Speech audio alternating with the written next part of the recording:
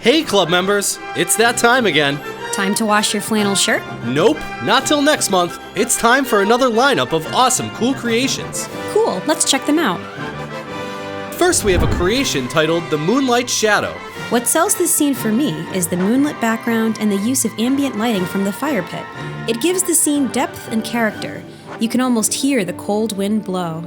The composition of this photo is really well done. Look at the way the snow collects against the minifigure's feet, as if it's being blown around. And in the background, you can make out a snow trooper performing maintenance on the AT-AT.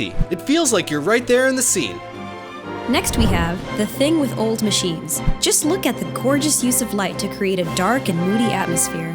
The non-LEGO elements like dead leaves, the foggy air, and rocky terrain complement the LEGO model and minifigure perfectly. This looks like a scene right out of a movie. This scene is called The First Attempt. Fun fact, the technique used in this photo to create the indoor smoky effect was also used in the LEGO movie. That's pretty cool. Also, check out the positioning of the minifigures. The eye is instantly drawn to Jabba the Hutt in the center, but you can also see Han Solo frozen in carbonite off to the side. The small details and elements here really bring the scene to life.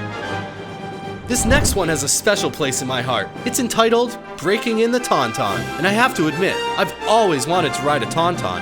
I love the way the snow is kicked up in this photograph. It adds a cool layer of urgency and action to the scene. The way the photograph was taken, up close and personal, also adds to the composition of the scene. It looks like you're about to be run over by this minifigure in his Tauntaun.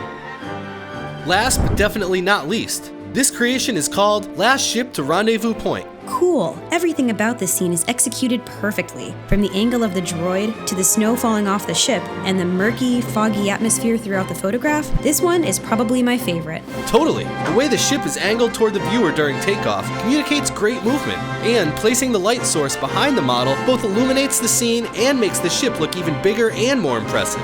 The techniques used to create this scene were executed flawlessly. Overall ready? Aw man. I know! Those were some awesome scenes. But don't worry, we'll be back soon with an all-new episode of the best and brightest cool creations we can find. We hope you were inspired by some of the models to do some building of your own. See you next time!